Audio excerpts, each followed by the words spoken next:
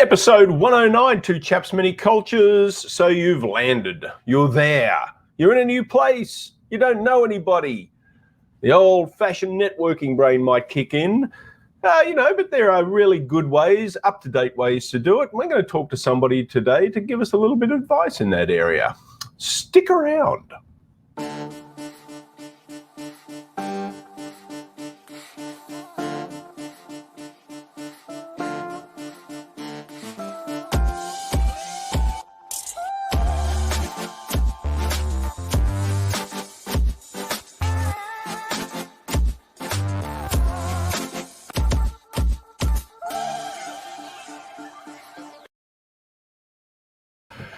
Yes, indeed. You have landed, Two Chaps, Many Cultures, right outside of the Two Chaps Towers, no doubt, hopefully.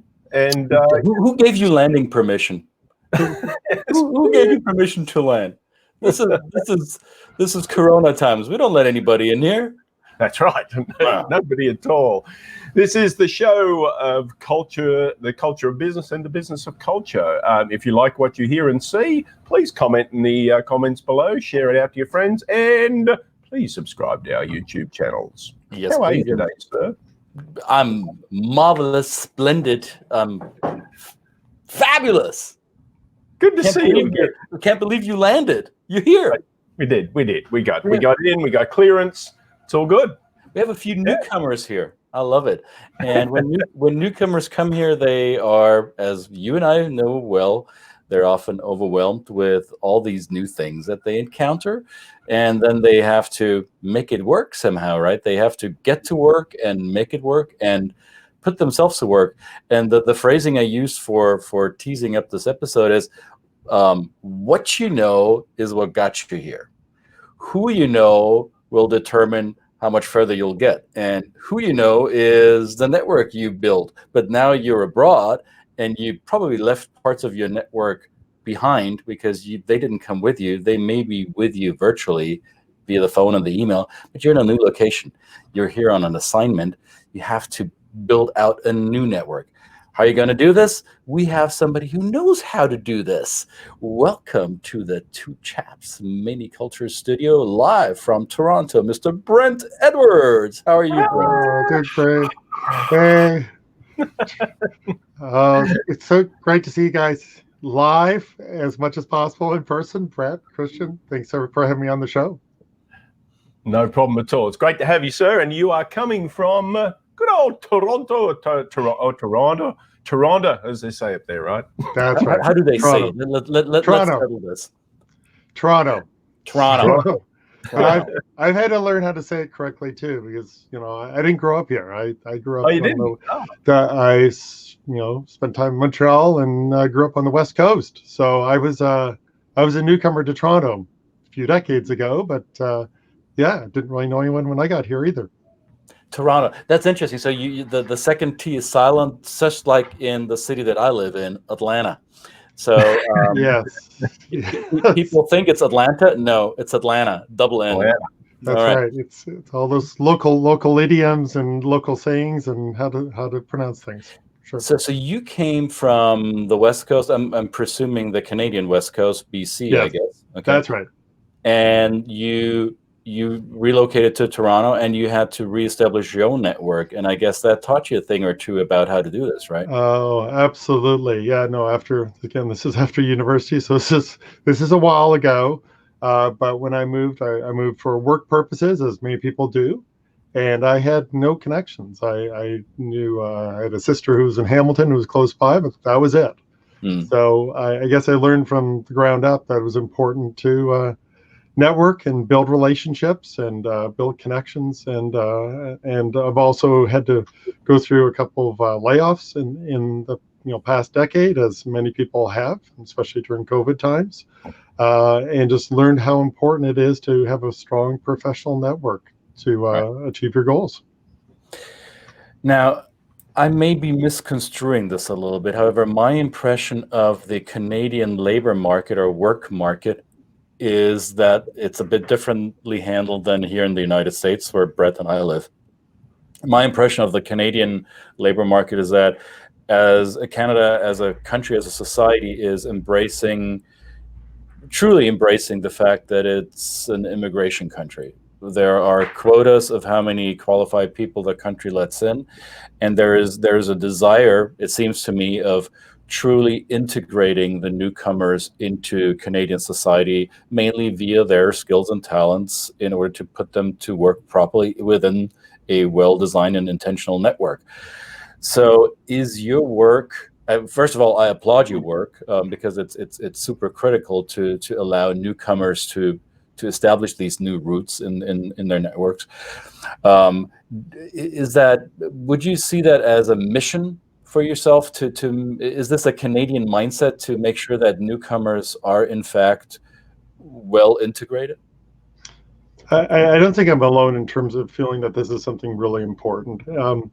If it wasn't for newcomers coming to Canada, our size of our workforce would actually be declining.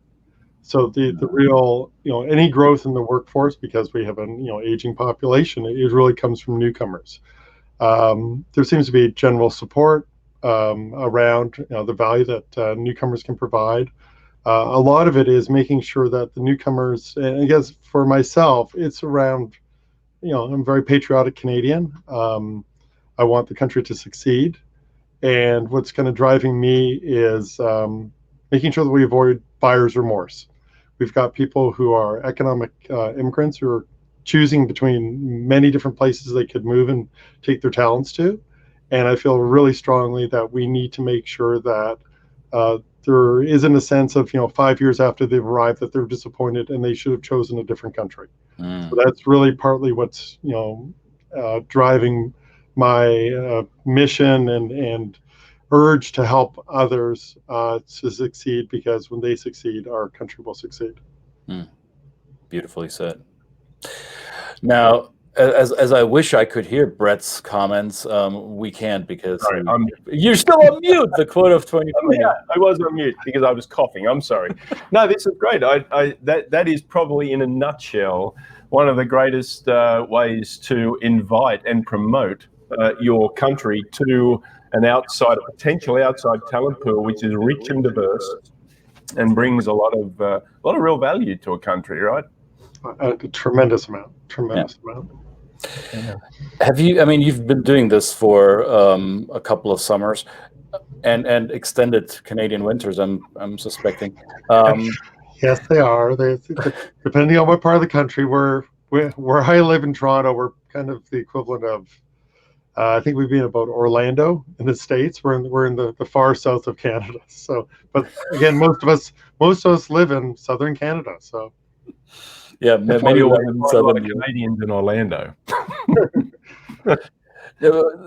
What I'm curious about, Brent, is have you seen the places of origin from where people come to Canada?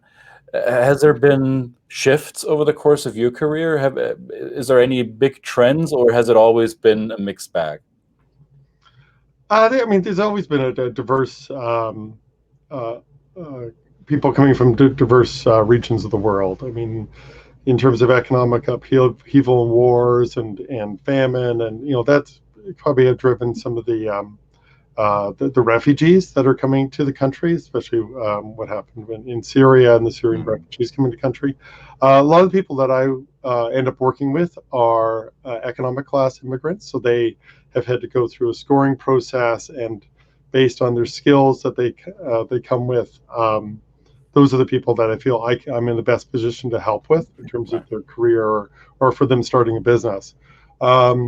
What we've seen, I think, in the last few years, there's a large percentage of newcomers in those categories who come from China and the Indian subcontinent. And I think just in terms of language skills, I do quite a bit of my connections are with people who have connections to the subcontinent. Okay, so this brings us to the question of how does culture play a role in all this, right? So building a network is fine and dandy, and if you're good at what you do, and if you have some entrepreneurial or industrial spirit, then you will discover for yourself to varying degrees the necessity of networking. However, if you're doing this outside of your native culture, that is a completely different ballgame, right? So how is that, or how would you describe that from a Ontarioan is that the Ontarian. Ontarian, from an Yes. Ontarian perspective? So when people come from China, from India, from Sri Lanka, from Bangladesh, from Africa, how do you advise these newcomers as to what Toronto is like, how to do business in Canada, and what are the things that they need to be aware of? Sure. So maybe I'll just share an example with you. I did a number of segments for an organization called New Canadians TV. They have a major website to help newcomers integrate and come to Canada. Great support and help, and they have a TV show. So I did a couple of segments for them around networking for newcomers. And the woman who was interviewing me was actually a former business host on TV in Delhi, in India. And we were having a conversation about networking, and I was talking about, it's around, you need curiosity, and you really need to have a game plan before you go to a networking event, whether online or in person. And you're really there to build relationships. And is interesting what she said to me. She says, "So you mean that networking is not transactional?" And I said, yes, it's for the long term. And then I talked to her afterwards, and I've talked to other people. Again, she was from India, and that's one of the things that I've discovered, and I guess I've learned. Again, India is such a complex country, languages, religions, it's so many different microcosms, but this transactional nature. And I think part of it is for her experience coming to Toronto, even though Toronto is the biggest city in Canada, the economic hub of the country, pace of life is slower than the people who are coming here.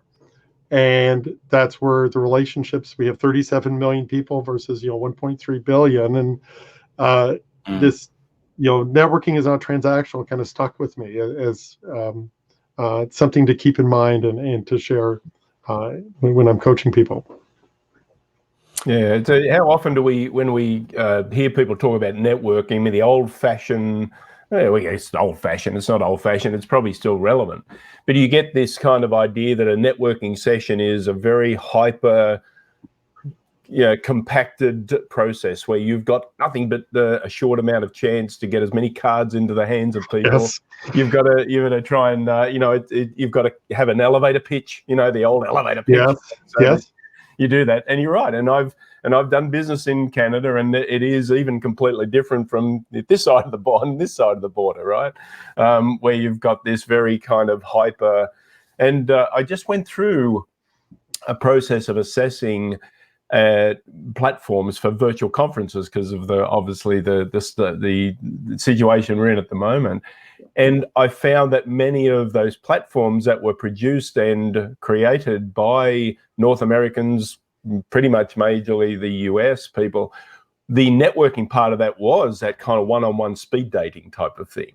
But when they're created by other people from other cultures, it's more relationship. There's the importance of it. Even reflects it on the online community. There's a more importance about spending time with a larger group of people, getting to know them, getting the idea of connecting to them, with the assumption that, as to your point, it's a longer term scenario. Yeah, I think it's interesting in terms of it's showing itself through the technology, and I think a lot of platforms are still struggling with how to replicate this in-person contact.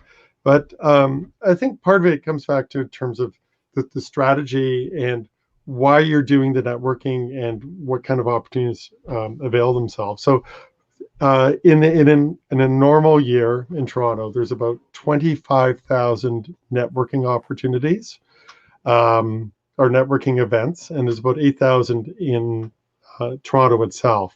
So part of it is actually choosing the events you want to go to, and some of them are designed for entrepreneurs, and some of them are designed for job seekers. Some of them are part of trade shows and conferences. So part of it's actually figuring out which event you want to go to.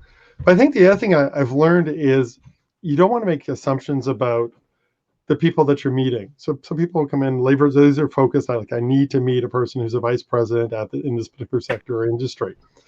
And one thing to keep in mind in terms of this curiosity mindset that I emphasize is you don't know who the people, you probably don't know the people who they are now. You don't know who they were. You don't know who they're going to become. And you actually don't know who else they know.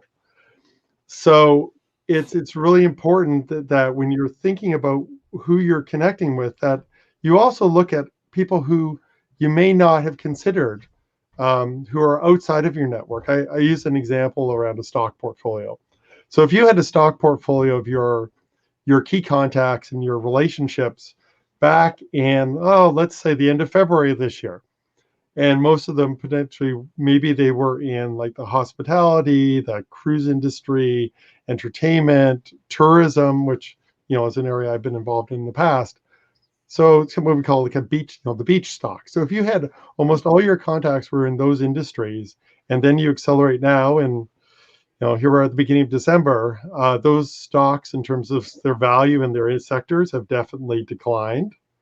And it's really talks to, you need to diversify who your network is in terms of your future, so you kind of future-proof your careers and also your business. Interesting aspect. Never thought of it that way, but there's some validity here. I'm just thinking about this. This is good. So, isn't it also good to learn a lot about hockey? Well, as you can tell by up here, I'm a hockey fan. Yes, I've got my hockey book down here, but I am a Canadian Football League fan. So, but that comes back to like culture and idioms. Like there's a lot of the folks I've met from, again, the subcontinent. I remember going to a Blue Jays game with them and trying to explain baseball to them, and then they explained cricket to me, and I realized that baseball was kind of checkers and cricket was more. I guess you don't have soccer in Canada, do you? Oh, we do. We have a pretty good soccer team too. But again, it's those idioms, those cultural differences. Those are things that people didn't grow up with, that they need to kind of immerse themselves into so they can have small talk and break the ice with people who are strangers and normally they wouldn't have maybe spoken to were in their home country. How do you, in your organization, and we see it there behind you, it's called Brent Canada. I like that. It almost sounds like it's an oiling or a mining operation, because it also looks so solid. So, and you see the handshake. I love the branding is awesome. Brent Canada. How do you measure success? How do you know, or how do the newcomers know they've succeeded in building those networks? What are some of the benchmarks for you? Yeah, it's a good way of pointing it. Some of it, there's some basic, I guess, KPIs in terms of, the number of connections that people have had. But some of it's quantitative, some it's qualitative, right? So quantitative, like how many LinkedIn connections do I have? How many events have I attended? How many one-on-one conversations have I had?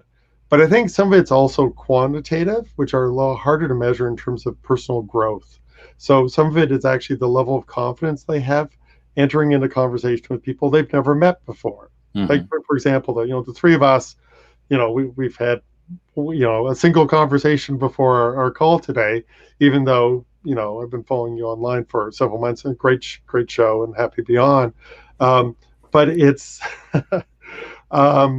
it's the depth of those relationships, and it's the comfort and confidence that people feel in being able to enter the relationships and speak with confidence. So if you were to say, well, you haven't been successful if you haven't gotten your dream job, but it's, have you been able to build out your network and people know enough about you that they might actually be able to refer you to someone else? Mm-hmm. I think that's another way of kind of starting to measure some success. Would it be safe to say that from a macroeconomic perspective, if you look, you said you're a proud Canadian and you want your country to succeed or be attractive or be competitive, right? So in order to attract immigrants, highly skilled immigrants, or even attract foreign investment, right? Would it not help to showcase, hey, we have people from various diverse backgrounds who have climbed the rungs of corporate responsibilities, or here immigrant founders, refugee founders, maybe startups, to showcase this as a success of your work? Absolutely. So there's some organizations that are already doing some great things around that. There's an immigrant magazine that was started about 20 years ago by a newcomer. They've actually come up with the top 25 immigrants of Canada each year. So it's an annual awards that they provide. There's organizations like the Toronto Region Immigrant Economic Council, TRIAC, who does a lot of great benchmarking reports and analysis in terms of the success of immigrants, starting with the Greater Toronto Area, but now going nationally. So a lot of it is, are you seeing newcomers in senior leadership positions? Are you seeing newcomers on boards of directors? A lot of newcomers are starting up businesses that are, again, hiring newcomers and established Canadians like myself.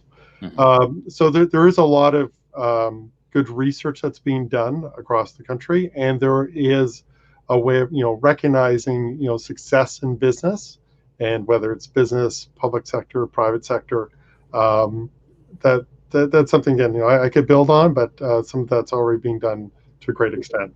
Good. I figured.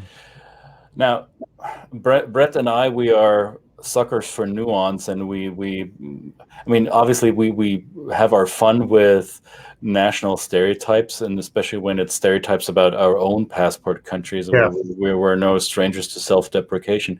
Yes. However, we're also, in a more serious aspect, fans of nuance, and Canada is not one homogenous culture.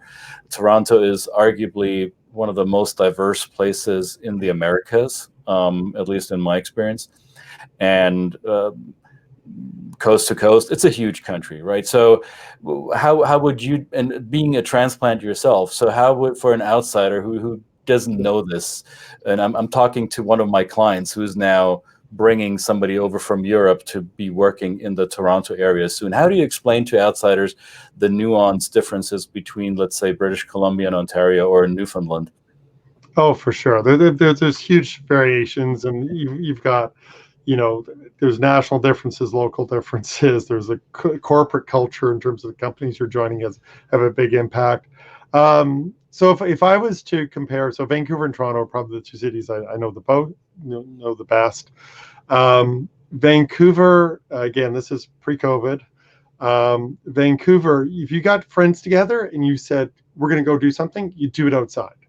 There are 17 beaches in Vancouver that you would go to. There's so many amazing parks. There's skiing, there's sailing, there's all kinds of things. But it's an outdoors oriented, get out and embrace nature place. If you were to do that in Toronto, people would go, okay, so which restaurant are we going to go to? Which neighborhood are we going to hang out? Which club are we going to go to? It's a very indoors. Which movie are we going to see? It's a very indoors oriented city. But again, it's like comparing, if you're comparing the U.S., it's comparing like Seattle and New York City. So Toronto's kind of I think Peter Ustinov said Toronto was New York run by the Swiss. So I'm not sure if that's still, again, that was in the 70s. Toronto's had a number of reputations. Toronto the Good, they used to roll up the sidewalks, but that again was, 40 years ago, and the city is so much more dynamic, even since I got here, which was about 30 years ago. And then Newfoundland and Labrador. It was its own country. It was a separate colony, joined in 1947. Probably half the comedians in Canada have some connections back to the Rock. So, I think the humor aptitude of Canadians, or humor intelligence scale, probably about doubled, thanks to all the Newfoundlanders who've added to our humor and unique perspectives on the country. There might be a theory that rough climates make for humorous people, right? Yeah. Yeah, I think so. So I mean, there's lots of information you are sharing with the newcomers coming to your area, but we're going to boil it down to like a simple headline. What's the number one tip for, especially for people that come from cultures that are non-majority white? So I'm excluding North America and Europe now. So if we're looking at Asia, Africa, parts of South America, what will be the number one tip that you would give newcomers to Canada or to the GTA, the Greater Toronto Area? Yeah. I think it'd be a combination of curiosity and realizing that you have a tremendous amount of value to bring to the table. So I've listened to some of your prior episodes where you've talked about personal distance and hierarchies and the way the organized and way cultures are set up. Our culture, speaking about Toronto, it's there's still hierarchy there. There's people with different roles and different levels of power and influence in that. But really, any of the conversations, really, you're coming in as a peer. Some Canadians have worked overseas. A lot of them have not. So anyone who's coming to our country actually has a unique advantage because they've worked internationally. And a lot of these economic immigrants have worked in many different countries, across many different cultures, different political systems, legal systems, economic systems. And when you're coming in, again, it's maybe a bit of a stretch for some of them, but it's putting yourself out there, realizing that you have a lot of value to add. And it's kind of dealing with this being from a culture where you're being very deferential, which is not the case here. You need to be deferential in certain circumstances, but when you're networking, you're a peer, you can add a lot of value. And there's a lot of ways that so it's really, if you're going into a networking event, think about how you can help others. So I love, so Jerry Maguire, I love that movie. Show me the money. A bit. Show me the money, but it's the line I love the best is "Help me help you." So as a newcomer, people want to generally help. They want to be helpful, but they need to know how they can actually help you. So I would say, keep in mind, help me help you. I love that. Yeah, awesome. So it really is the connectedness, which again speaks to some of those. I mean, a lot of those cultures. These are cultures that live and breathe by relationship and the ability to even have other people as advocates for them. So I guess if you say to somebody, "How can I help you?" they get that kind of tickles their ego a little bit and say, "Well, that's great. Maybe you can. Maybe I can. Then it becomes a very collaborative two-way street and a nice neat Venn diagram where there's some kind of crossover. It's 100% about reciprocation. It's just you don't know when they're going to be able to help you or you're going to be able to help them. It may be next week, maybe next year, it may be several years. But people do feel a sense of obligation, and if someone has helped someone, they want to be able to help you back. It's not transactional, it's not on a timeline, but it really drives a lot of the relationships, at least in the culture I'm part of. And what I found very inspiring was how you phrased it, or how you frame it, as newcomers bringing a value to the established society that they're entering. Absolutely. And this is a perspective that isn't always taken by a lot of people. I see it here in the US, I see it in Europe, where newcomers sometimes carry that stigma of and it's a stigma of refugee or migrant, or people with a migrant background. So they're leaving their established places to go somewhere else. What was wrong where they came from? Why do they have to come to where I am? So this is the othering part. And they're sometimes seen as petitioners or somebody who is of lesser value than the established community. And driving home that point and taking that perspective, hey, you come here and you took maybe great risk, or you had to endure much hardship to get here, and you managed to get through our vetting process, which is, from what I hear, quite rigorous in Canada. So you have value. This is a psychological, not only trick. This is a milestone in order to succeed in life, right? Absolutely. If we're telling them, oh well, you're a petitioner, you want something from us, and maybe if I feel so inclined, I'll give you the opportunity. No, you come here with a distinct set of values, skills, and talent. We need them. Yeah. We need them for our economy to survive, and absolutely. And I think that the challenge is, it's people get their hopes up when they come, right? Because they've gone through a vetting process and they know that they add value.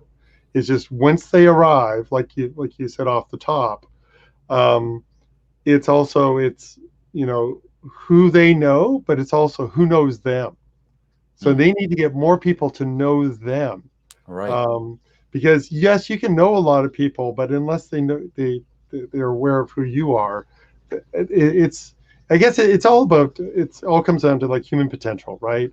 And when any of us see potential that's been wasted or not fully realized, I think that's something that it's kind of a human nature thing that we all feel frustrated by. So we all want people to help reach their potential, and especially when you've moved your family halfway around the world, probably come with very little in your pockets, no connections, and like the number one barrier to career success we found is lack of established professional network. So when you've given all that up to come here, it's really, I think, our obligation as citizens to do whatever we can to help you succeed, because when the newcomers succeed, the country succeeds. Well, speak a little bit, and Christian most rightly pointed it out. The nuance is perfect, and I've done a lot of business in Canada, and I also have a lot of clients going to and from there. Sure. This idea that I actually feel when I visited Toronto a lot, but it's. I tend to have, and all of these great people I've done business with have this same sense of sarcastic view of the world that us Aussies have, right? So this is where I have an affinity with Canadians that might not land so well. That sarcasm doesn't land so well in this very kind of literal use here in the US, So that can be very confronting for people. But can you speak a little bit? Have you noticed, do you bring any of that up about how people should, especially from other cultures where they're not quite sure about those personal interactions and where that comes in? Yeah, I think I see that a lot of times with the clients. So they will make assumptions about Canada and, of course, any place that you're moving to. And I think that because the differences are subtle, it's something that people don't pick up on. And okay, so an example would be, why do Canadians say they're sorry all the time? So, I mean, the joke is you're on the Toronto Transit Commission and someone steps on your foot and you say sorry to them. It's like, why do we do that? But we do it all the time. And again, maybe it's more Toronto versus something like Toronto is a polite city. In terms of friendly, not so much. But again, it's a big city, right? But it's that, like, I think one thing I notice that my clients struggle with is a couple things. It's like, why are Canadians so focused on including others and not giving offense? Those are kind of a couple things that they get very confused about, because it's a more indirect culture than some other cultures you're familiar with. But I think part of it is also people need to understand a bit about the history, the politics, the geography of the country, what challenges we've had over the years in terms of the different regions. And it's a very, very tricky country to govern. But it's also because of the different regions of the country and how they operate. And unless you understand kind of a bit of the political and historic background, I think otherwise it's just rules, but you don't understand why the rules in place. Why do people do this? And when you look at founding cultures, we have the indigenous people who've been here for tens of thousands of years, French culture, you've got the British culture a lot with the Scots, basically the Scots and the French were the main settlers. You've got a whole part of Western Canada, which, having lived out there, there's always some tensions with kind of the Montreal-Toronto corridor, the bilingual nature of the country, and Quebec, and some of the separatist referendums we've gone through, without getting a lot of detail, but those kind of drive also the psyche of how people interact for business. And I think unless you understand some of those historical contexts, I think it's kind of confusing why we do what we do. Yeah. I mean, this is more a bit tongue-in-cheek, and I'm not saying it was a great show, but there was this, I think it was a movie or TV show about a good cop, bad cop, a Canadian. Oh, I didn't see that. Yeah, there's a good cop, bon cop, bad cop, I think. Yeah, bon cop, bad cop, and was the francophone detective and the anglophone detective, and they had to solve a case together, and those clashes erupted throughout the program.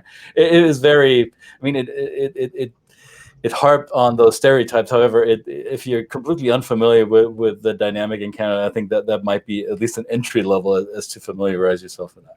Yeah, I would. I mean, there's other things like, if you want to watch something a little more historic, there's a Canadian Film Board, a short film about a book by Roch Carrier called The Hockey Sweater, and it talks about the rivalry between the Montreal Canadiens and the Toronto Maple Leafs, and I'm a dyed-in-the-wool Habs fan, but it talks a bit about some of the dynamics of the country, and you've got, because we're in this kind of northern, somewhat harsh climate, you've got to kind of bond together, and there's a lot of people need to make concessions and they need to compromise in order to collaborate, and it's built a very strong country, but there is concessions and collaborations that are needed to accommodate the differences from all the way from Vancouver Island to the Avalon Peninsula in Newfoundland, Labrador, and all the way up to Alert in Nunavut. It's like there's a lot of internal differences, like in any country, whether the United States or in Germany or Australia. But it's understanding the nuances and why we do what we do is really important for newcomers to help them succeed and to have good conversations with other Canadians. This is very insightful, Brent. And the one, I mean, there were many takeaways, but the one that I would like to close it off with was what you said earlier. If the newcomers succeed, we as a country succeed. And this is something that you have my full support on that. I love that. It's a great mindset to have, and it's also one that is geared towards success in the future and not being hung up or held back by limitations that we may have felt or actually had in the past. So thank you for joining us today, Brent. This was excellent. Christian, Brett, it was a pleasure. It was great to get to know you guys better. That was great. And where do we get in touch with you, Brent? So if you go to my website, so networkingfornewcomers.ca. Perfect. Excellent. Networkingfornewcomers.ca, right? Yes. All right. Not .com, .ca. Get it right, people. Great. Thank you, guys. Thank you, Brent. Two Chaps, many cultures. We'll see you again tomorrow, maybe, Brett. What do you think? Absolutely. Looking forward to it. Thanks, Brent. Good to see you, mate. Good to see you, too. Thank you so much, guys. Take care.